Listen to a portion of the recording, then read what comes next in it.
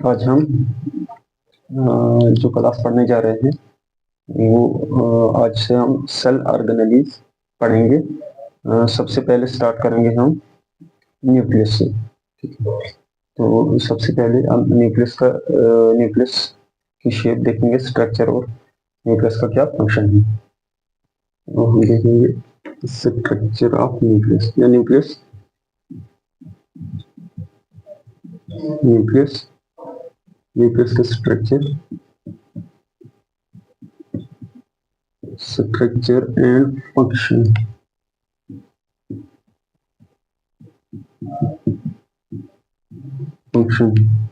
ठीक है, तो सबसे पहले अगर हम देखेंगे ये न्यूक्लियस जो है, ये टर्म है या नाम जो है ये लैटिन वर्ड से लिया गया है, जिसका मतलब होता है कर्नल या सीड। ठीक है, this word is derived from Latin word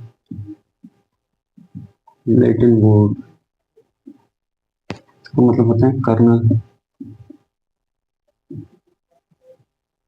colonel seed, मतलब अंदर वाला हिस्सा कर्नल या सीड। और ये होता भी है बिल्कुल सेल के अंदर। एनिमल सेल के ये होता है सेंटर में, एनिमल सेल में ये सेंटर में होता है, और प्लांट सेल में ये थोड़ा सेंटर से साइड में होता है, पेरिफेरी। क्योंकि प्लांट सेल में वैक्यूल होता है वाटर को स्टोर करने के लिए, तो वो थोड़ा न्यूक्लियस को पुश कर देता है थोड़ा साइड में, सेंटर से थोड़ा साइड की तरफ। तो ये है न्यूक्लियस, जिसका मतलब कर्नल या सीड होता है। तो अगर हम देखेंगे इसको सबसे पहले किसने देखा था, तो साइंटिस्ट थे रॉबर्ट ब्राउन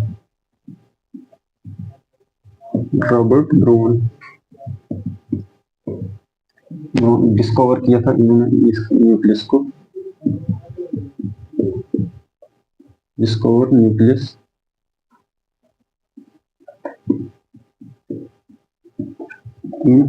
कब 1831 में। कभी ये इम्पोर्टेंट होता है कि किस साइंटिस्ट ने कौन सी ऑर्गेनेली को डिस्कवर किया था। तो ये थे रॉबर्ट ब्राउन, जिन्होंने न्यूक्लियस को वो डिस्कवर किया था। ठीक है, अगर हम स्ट्रक्चर की बात करेंगे तो न्यूक्लियस क्या होता है, या डेफिनेशन देखेंगे हम। न्यूक्लियस इज ये double membrane bond cell organelle होता है, लेकिन प्रेजेंट होता है सिर्फ यूकेरियोट्स में। प्रोकैरियोट्स में और यूकेरियोट्स में क्या डिफरेंस है मेन न्यूक्लियस का, क्योंकि इसको हम पहले डेफिनेशन लिख लेते हैं उसकी। Nucleus is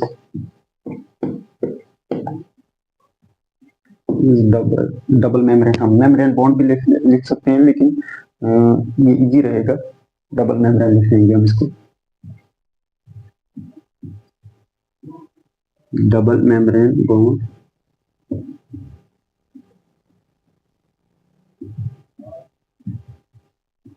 cell organelle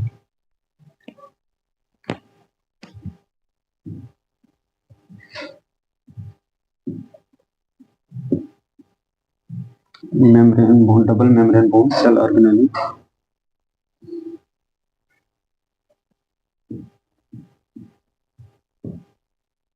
present in eukaryotic cell.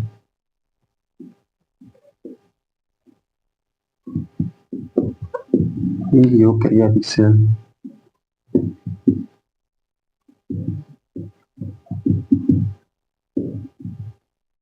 Present in eukaryotic cell क्या करता है, स्टोर जेनेटिक मटेरियल। ये जेनेटिक मटेरियल को अपने अंदर स्टोर करके रखते हैं। Store genetic material, genetic material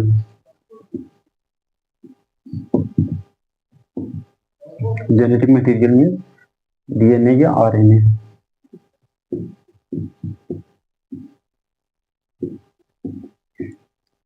ठीक है, जेनेटिक मटेरियल। अब ये हम इनकी क्लास में जब हम डीएनए आरएनए पढ़ेंगे तब हम इसको अच्छे से समझेंगे जेनेटिक मटेरियल क्या होता है। तो ये डबल मेम्ब्रेन है, मतलब ये दो मेम्ब्रेन, जैसे लिपिड बाइलेयर है प्लाज्मा मेम्ब्रेन, इसी तरीके से लिपिड बाइलेयर है न्यूक्लियर मेम्ब्रेन। ठीक है, न्यूक्लियर मेम्ब्रेन को भी लिपिड बाइलेयर कहते हैं और कभी कभी इसको न्यूक्लियर एनवेलोप भी कहते हैं। ठीक है, न्यूक्लियर मेम्ब्रेन को हम अभी स्ट्रक्चर देखेंगे, उसको न्यूक्लियर एनवेलोप भी कहते हैं। और वो भी जैसे lipid bilayer, plasma membrane phospholipids की बनी होती है, तो ये न्यूक्लियर मेम्ब्रेन जो है ये भी फॉस्फोलिपिड्स की बनी होती है। तो अगर हम स्ट्रक्चर की बात करेंगे तो थोड़ा सा देखते हैं।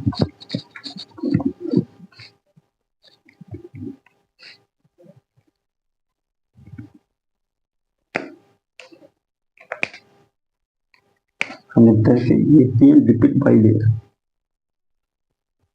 ये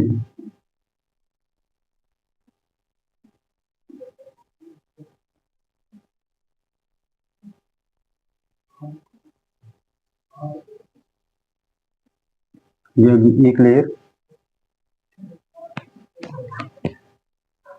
छोटा रख लेते हैं, ये इसके बाद दूसरी लेयर, और ये बीच में गैप होता है, इनको कहते हैं न्यूक्लियर पोर। ये आगे inner layer, inner nuclear inner layer of nuclear envelope या न्यूक्लियर मेम्ब्रेन, और ये आगे आउटर लेयर, ये इनर पहले वाली और ये आगे आउटर लेयर, ये इनर पहले वाली, ये आगे आउटर लेयर।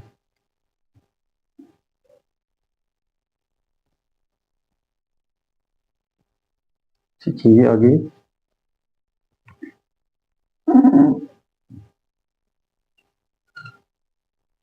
न्यूक्लियर लेयर, ये आ गया न्यूक्लियर, इसको कहते हैं न्यूक्लियर पोर। ये बीच में जो गैप होता है ये बाई डायरेक्शनल ट्रांसपोर्ट, मतलब कोई चीज न्यूक्लियर के अंदर आनी है, कोई चीज बाहर जानी है, तो इसके लिए ये गेट होते हैं न्यूक्लियस के पास। ठीक है, इसके अलावा न्यूक्लियस के अंदर क्या होता है, न्यूक्लियस के अंदर जेनेटिक मटेरियल होता है, तो ये है, ये बस ऐसे पड़ा रहता है, जिसको हम डीएनए कहते हैं या आरएनए, डीएनए आरएनए प्रोटीन।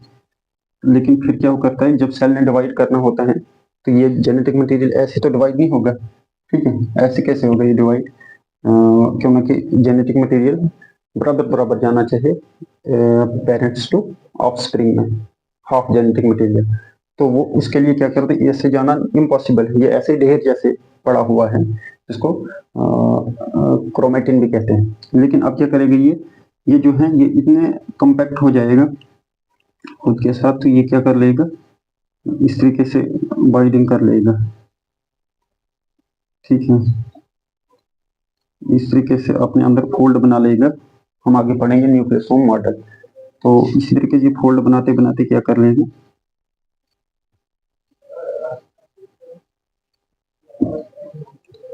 इस तरीके का कुछ स्ट्रक्चर बना देगा हम, जिसको हम क्रोमोसोम्स कहते हैं। ठीक है,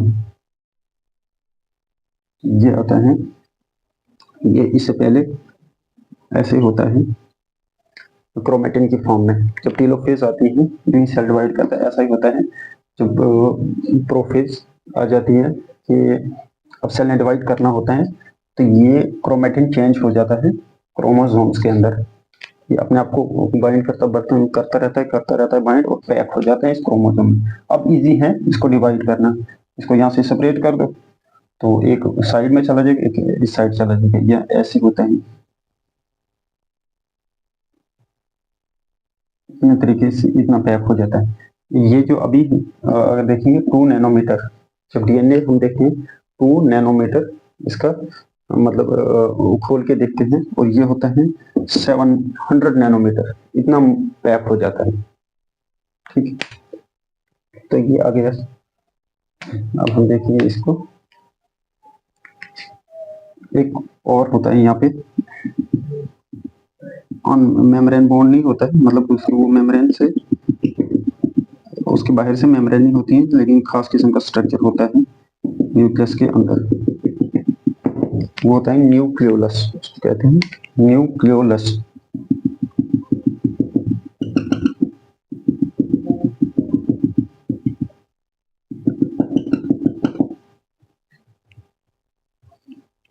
न्यूक्लियोलस।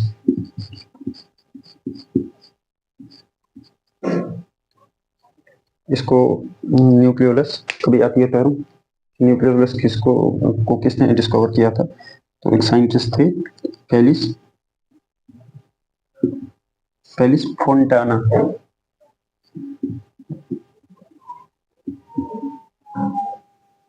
गिवन बाय या डिस्कवर बाय, इससे पता चला?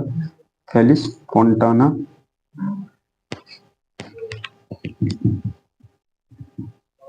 इससे पहले इसने इसको देखा था कब? 1771 में। ठीक है, तो अब हम देखेंगे इसको क्या क्या चीजें होती हैं।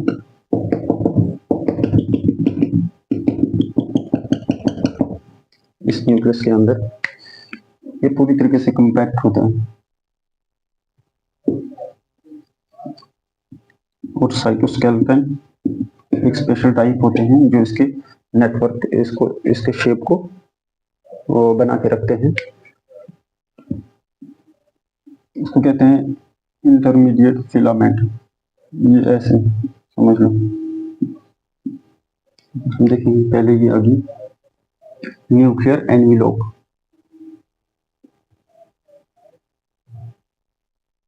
ये पूरी न्यूक्लियर एनवेलोप। एनवेलोप होता है बाहर से, हम कोई चीज पैक करते हैं उसको जब हम बाहर से बाइंडिंग देते हैं उसको एनवेलोप कहते हैं। तो इसको आप मेम्ब्रेन याद रख लो, कहीं होगा लिखा हुआ एनवेलोप तो आप कंफ्यूज नहीं होंगे, इसलिए हम एनवेलोप भी लिख सकते हैं। अब ये है इनर, ये है आउटर मेम्ब्रेन, क्योंकि ये बाई लेयर है। ये है outer membrane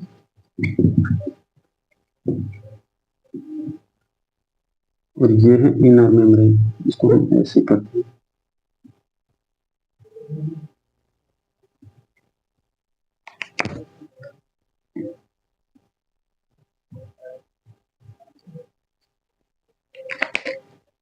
inner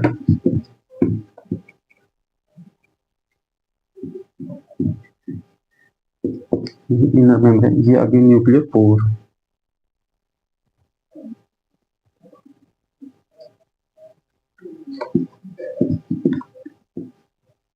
nuclear pore, ये इनको गेट्स भी कह सकते हैं, न्यूक्लियस के गेट्स।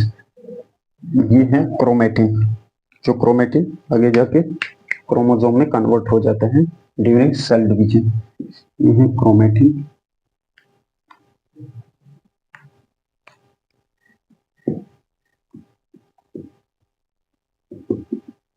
या न्यूक्लियर लेमिला आप कह सकते हैं। ठीक है, अब ये आगे इंटरमीडिएट फिलामेंट, कहीं मिले नहीं, आपको नहीं मिलेंगे ऐसे। हम बहुत सारी डायग्राम में मैंने नहीं देखा, लेकिन ये आप याद रखना आएगा कि जब आप साइटोस्केलेटन पढ़ेंगे तो न्यूक्लियस के अंदर कौन से साइटोस्केलेटन कौन सा टाइप का होता है, तो वो है इंटरमीडिएट फिलामेंट।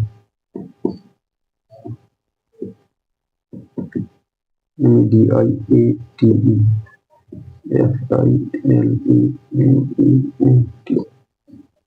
इंटरमीडिएट फिलामेंट, ये इंपॉर्टेंट है।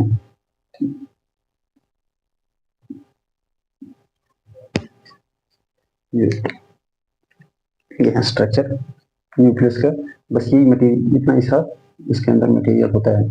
तो अब हम देखेंगे इनका थोड़ा फंक्शन क्या होता है, तो फिर जनरल न्यूक्लियस के फंक्शन हम देखेंगे। अगर हम ये क्या करते हैं, न्यूक्लियर एनवेलोप की बात करेंगे तो ये बाई डायरेक्शनल, ये सेपरेट करती है न्यूक्लियस को और साइटोप्लाज्म को। इसको आप कह सकते हैं ये जो बीच में मटेरियल है, और आप इसको न्यूक्लियोप्लाज्म कहते हैं। ये बीच में क्या है,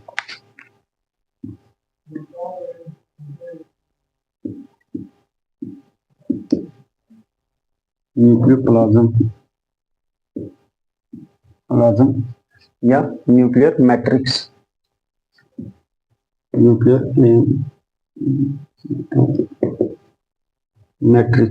ठीक है, अब न्यूक्लियर मैट्रिक्स में यही दो चीजें आती हैं, एक क्रोमेटिन, क्रोमेटिन फाइबर्स कहीं होगा तो आप क्रोमेटिन कहोगे या क्रोमेटिन फाइबर्स कहोगे, फाइबर्स की तरह पड़ा रहता है डीएनए इसके अंदर। तो अब इसमें न्यूक्लियर मटेरियल में क्या मैट्रिक्स में क्या होता है, एक इंटरमीडिएट फिलामेंट्स और क्रोमेटिन, ठीक है। प्लाज्मा मेम्ब्रेन क्या करती है, ये सेपरेट करती है, ये बाइलेयर होती है, बाइलेयर ऑफ फॉस्फोलिपिड्स,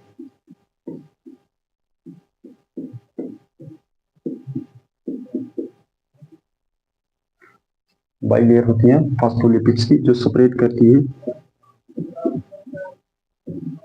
सेपरेट करती है किसको, न्यूक्लियोप्लाज्म को, न्यूक्लियोप्लाज्म एंड साइटोप्लाज्म, ठीक है। ये आ गया न्यूक्लियर। अब ये न्यूक्लियर पोर क्या करते हैं, ये बाई डायरेक्शनल ट्रांसपोर्ट करवाते हैं,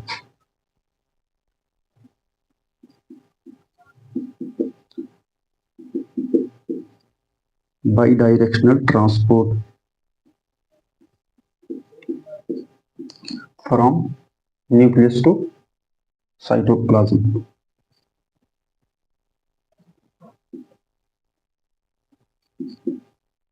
न्यूक्लियस टू साइटोप्लाज्म,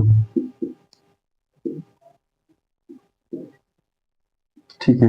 अब ये क्योंकि गेट है, बाई डायरेक्शनल ट्रांसपोर्ट करते हैं, मतलब ये कुछ ही चीजों को आने देंगे, कुछ चीजों को नहीं आने देंगे स्पेशल, और इनके पास जाने के लिए जो चीज जाएगी उसको स्पेशल एड्रेस होना चाहिए, वो डिटेल है, अगर हम उसको बाद में पढ़ेंगे लेकिन अभी इतना इम्पोर्टेंट है, उसको कहते हैं NLS, न्यूक्लियर लोकलाइजेशन सिग्नल, और बहुत सारी चीजें हैं वो बहुत डिटेल में है, लेकिन इतना है कि ये बाई डायरेक्शनल ट्रांसपोर्ट करता है। अब गेट है तो ये किसी कहने पे खुलेंगे, किसी के कहने पे बंद होंगे, लेकिन यहाँ पे अगर देखेंगे पैसिवली डिफ्यूज होगा, तो पैसिवली खुद ब खुद कौन सा यहाँ से डिफ्यूज होकर जा सकता है मेम्ब्रेन से 5 किलो डाल्टन तक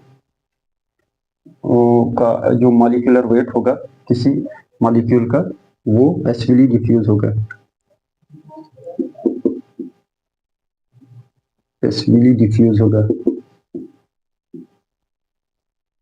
ठीक है, 5 kilo Dalton.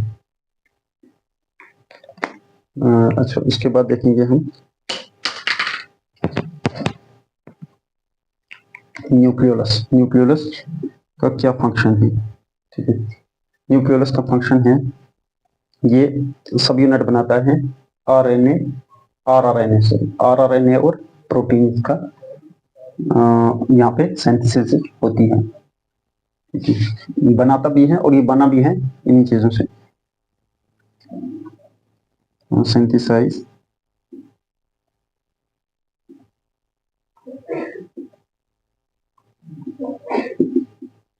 Units of ribosome,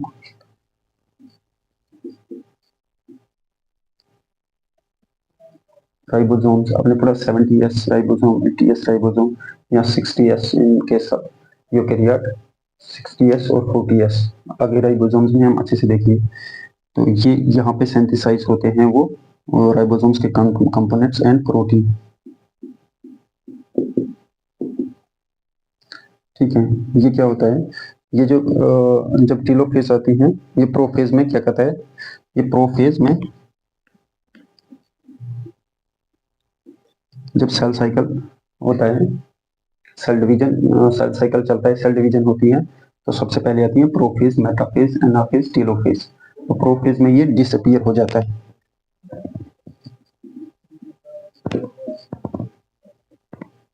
यानी कि उसके बाद क्या होता है, ये क्रोमेटिन यहाँ पे ये पूरा मटेरियल ये हो जाना होता है, चेंज हो जाना होता है, सेल ने डिवाइड करना होता है, तो इस तरीके से ये न्यूक्लियर एनवेलोप भी जो होती है ये टेलोफेज में रीअपीयर हो जाती है, ये टेलोफेज में प्रोफेज, पहले इसको देखते हैं, हो जाता है एंड प्रोफेज में डिसअपीयर हो जाता है एंड रीअपीयर इन टेलोफेज,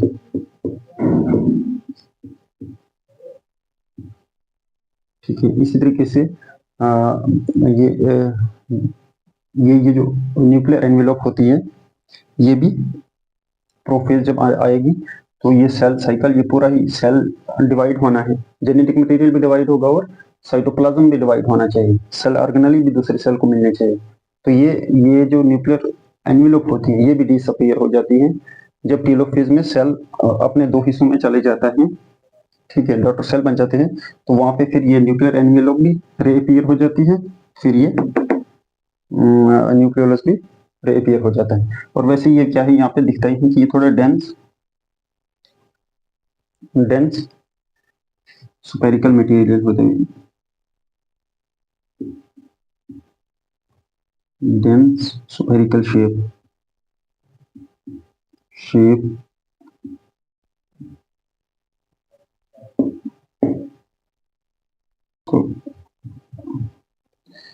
इसको हम लिख लेंगे जो इम्पोर्टेंट इसके लिए, ये नॉन मेम्ब्रेन बॉन्ड है, non membrane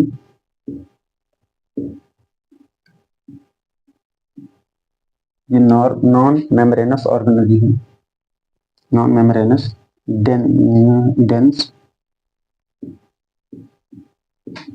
dense spherical in shape,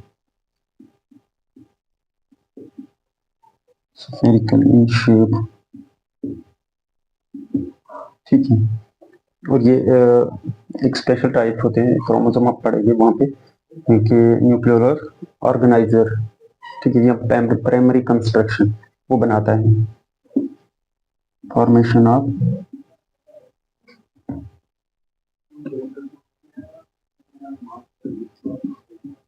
NOR, इसको कहते हैं न्यूक्लियर ऑर्गेनाइजेशन। इसको हम पूरा लिखेंगे,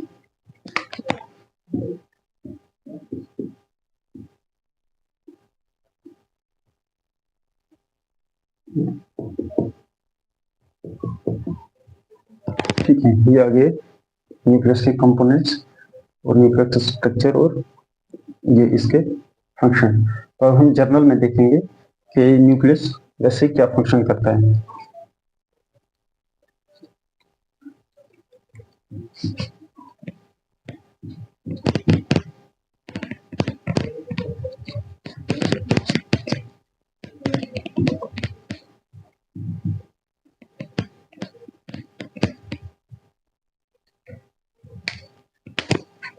फंक्शन ऑफ न्यूक्लियस, ये जो इसके बारे में हमने पढ़ा, इसको आप इसका डिफरेंस मतलब इसके बारे में इंफॉर्मेशन इतनी याद रखनी है। नॉन मेम्ब्रेनस होता है और इसमें क्या होता है, राइबोसोम सिंथेसाइज होते हैं। और कोई बुक आपको मिलेगा कि ये RNA सिंथेसाइज करता है, तो उसी राइबोसोम को ही कहते हैं RRNA, ठीक है। राइबोसोम सब यूनिट बनाता है या RRNA बनाता है, सेम थिंग है। तो फंक्शन अगर हम देखेंगे, सबसे पहले क्या करता है, ये जेनेटिक मटेरियल को स्टोर करता है, या जैसे रॉबर्ट ब्राउन ने इसको बोला था, store house of heredity information. तो हम लिख सकते हैं इसको store house of genetic information.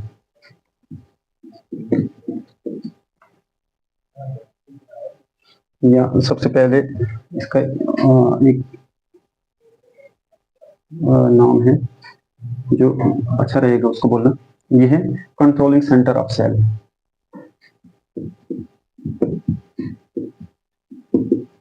Controlling centre of cell, ये किस तरीके से कंट्रोल करता है सेंटर में, सेल के सेंटर, ये कंट्रोलिंग सेंटर है सेल का, क्योंकि जो भी काम होना होता है एक ऑर्गेनिज्म के अंदर, उसका मेटाबॉलिज्म का, उसकी ग्रोथ से शेप साइज, ठीक है, तो वो सब कहाँ से आता है, सेल से। सेल परफॉर्म करता है वो फंक्शन, और लेकिन सेल तब करेगा जब उसको न्यूक्लियस वो क्या रिस्पॉन्स देगा, न्यूक्लियस में जीन एक्टिवेट होगा, वो एक्सप्रेस करेगा, वो mRNA बनाएगा, mRNA सेल के बाहर जाएगा और वहां पे प्रोटीन सिंथेसिस होगी, तो जाके वो काम होगा, वरना नहीं होगा। तो इसलिए सेल जो हार्मोन सिक्रिएट होना है, जो प्रोटीन बननी है, जो एंजाइम बनना है, उसके लिए सबसे पहले यहाँ आके उसका जीन एक्टिवेट होगा और वो जीन उसका ट्रांसक्रिप्शन होगा, उसका एक्सप्रेशन होगा, उसके बाद वो काम पूरा होगा जो सेल करना चाहता है। तो इसलिए इसको कहते हैं कंट्रोलिंग सेंटर ऑफ सेल। ये है स्टोर हाउस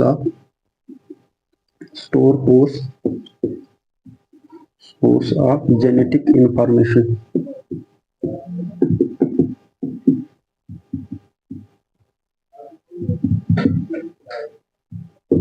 जेनेटिक इंफॉर्मेशन क्या है कि वही जीन्स जो काम होना होता है, जो काम सेल ने करना है, उसकी इंफॉर्मेशन जेनेटिक मटेरियल में है, मींस डीएनए में है। तो डीएनए किससे बना है? जीन्स का बना है। तो वो सब इंफॉर्मेशन, उस काम की इंफॉर्मेशन, उसका स्ट्रक्चर, उसका फंक्शन इस जीन के पास होता है। तो जब ये इसको वो चीज प्रोवाइड करके देता है तो तब जाके वो काम होता है। इसलिए इसको कहते हैं store house of genetic information. ठीक है। अब ये इंसान कितना बड़ा होगा, कितनी इसकी shape, size, structure, intelligence, overall चीजें जो है, डिजाइन, ये सब ये जेनेटिक इंफॉर्मेशन के पास होता है। तो उसके अकॉर्डिंग आगे डेवलपमेंट या फंक्शन होता है। इसके अलावा ये है साइट ऑफ रेप्लिकेशन। ठीक है, यहाँ पे रेप्लिकेशन होती है, साइट ऑफ डीएनए रेप्लिकेशन।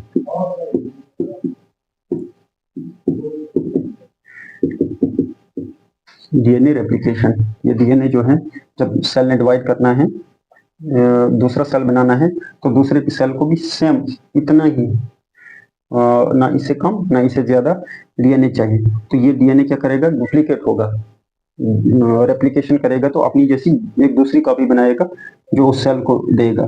तो ये कहाँ पे होगा? ये डीएनए डुप्लीकेट कहाँ पे होगा या रेप्लिकेट कहाँ पे होगा? इसी न्यूक्लियस के अंदर होगा। इसीलिए इसी के बाद ये है साइट ऑफ ट्रांसक्रिप्शन।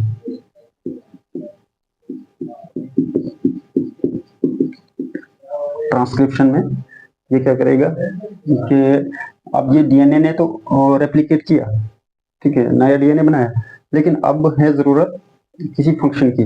तो डीएनए से अब इंफॉर्मेशन जानी है सेल के साइटोप्लाज्म में कि ये चीज है, ये इंफॉर्मेशन है, यहाँ पे ये कोड है, अब आपने इसके अकॉर्डिंग काम करना है। तो वो कैसे देगा इंफॉर्मेशन? वो आरएनए की फॉर्म में इंफॉर्मेशन देगा डीएनए यहाँ से। तो वो आरएनए, जब डीएनए से आरएनए बनेगा तो उस प्रोसेस को हम कहते हैं ट्रांसक्रिप्शन। ठीक है, तो ट्रांसक्रिप्शन पे यहाँ पे होती है। और अब ये आरएनए, ये स्पेशल टाइप 1 मैसेंजर, अब यहाँ से जो किसके थ्रू मैसेज भेजेगा? आरएनए के थ्रू। तो उसको कहते हैं एमआरएनए या मैसेंजर आरएनए। ठीक है, जो यहाँ से वो लेके आएगा, इंफॉर्मेशन लेके आएगा।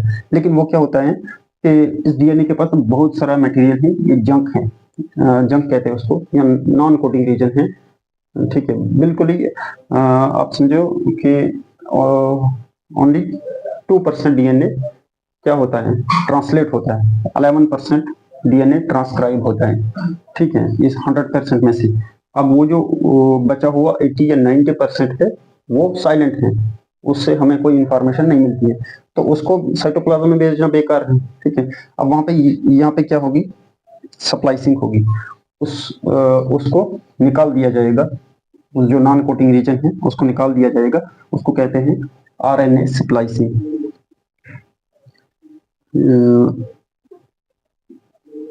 ये स्पेशल कौन सा आरएनए है? ये एमआरएनए स्प्लाइसिंग। ये कहाँ पे होगी? ये भी इस न्यूक्लियस के अंदर होगी। और फिर जब एमआरएनए बाहर आएगा ना, तो कुछ एंजाइम होते हैं जो तोड़ते हैं मटेरियल को। तो एमआरएनए के एंजाइम को तोड़ने वाले को होते हैं, उनको कहते हैं जेनेटिक मटेरियल को जो तोड़ते हैं। ठीक है, न्यूक्लियस, जो न्यूक्लियर मटेरियल को तोड़ते हैं। तो उसमें से दो टाइप होती है, एक होती है एंडोन्यूक्लियसिस, जो बीज से, इसको ये है आरएनए। ठीक है, ये आ गया यहाँ से आरएनए।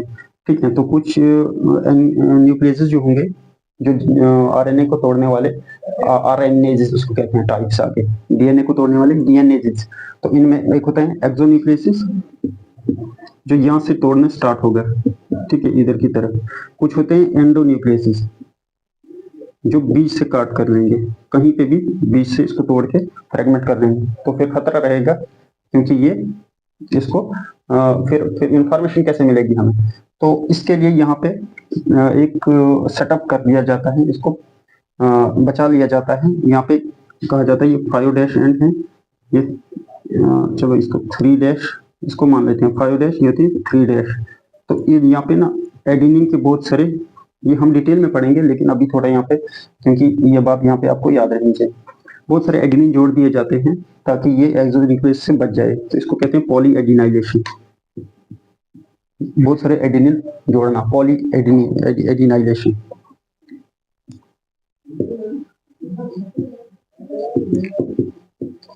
ठीक है, यहाँ से तो अब बच गया, क्योंकि यहाँ पे हमने एडेनिन बहुत सारे ऐड कर दिए। अब यहाँ से क्या होगा, इस यहाँ से कैप पहना दी जाती है इसको मिथाइलिन की।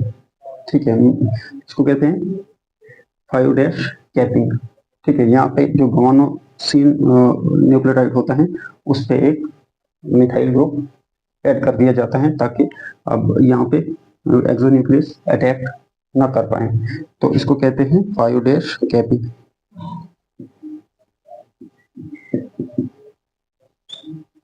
कैपिंग, तो ये है मेन, बहुत सारे फंक्शन होते हैं, तो ये मेन फंक्शन है न्यूक्लियस के, जो किसी और जगह पे नहीं हो सकते हैं।